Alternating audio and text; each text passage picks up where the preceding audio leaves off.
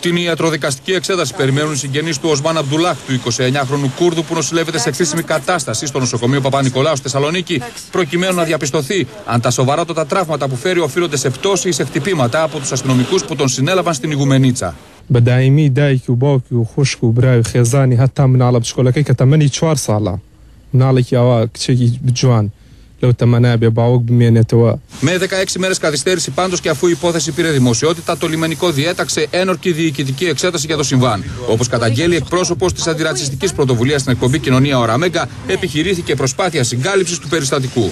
Η ΕΔΕ θα γίνει και θα ολοκληρωθεί. Εντάξει, και τα αποτελέσματά της να είστε σίγουροι ότι θα δημοσιοποιηθούν. Δεν πρόκειται να μείνει τίποτα κρυφό. Σε κείμενα άλλων διεθνών οργανισμών και όπως της ΜΚΟ Προασίλ αναφέρεται και πάρα πολλές βέβαια περιπτώσεις κακομεταχείρισης μεταναστών από λιμενικούς, αλλά αναφέρεται και το λιμάνι της Ιγουμενίτσας. Οι φίλοι του από το Κουρδιστάν επιμένουν ότι οι λιμενικοί στην Ιγουμενίτσα τους ξυλοκόπησαν άγρια, χτυπώντας τους με τα γκλόπ στο κεφάλι και το σώμα, όταν τους εντόπισαν σε καρότσα φορτηγού την ώρα που επιχειρούσαν να περάσουν από το λιμάνι στην Ιταλία.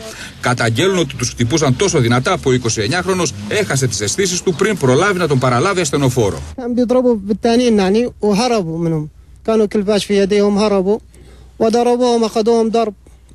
قبضوا عليهم اثنينهم وواحد نزف في أنفه الدم أخذوه للمستشفى يعني. Ο Κούρδος μετανάστης χειρουργήθηκε στο Πανεπιστημιακό Νοσοκομείο Ιωαννίνων καθώς έφερε αιμάτωμα στο κεφάλι και κακώσισε ολόκληρο το σώμα. Οι συγγενείς του που έφτασαν στην Ελλάδα από τη Σουηδία έχουν καταθέσει μήνυση κατά παντός υπευθύνου.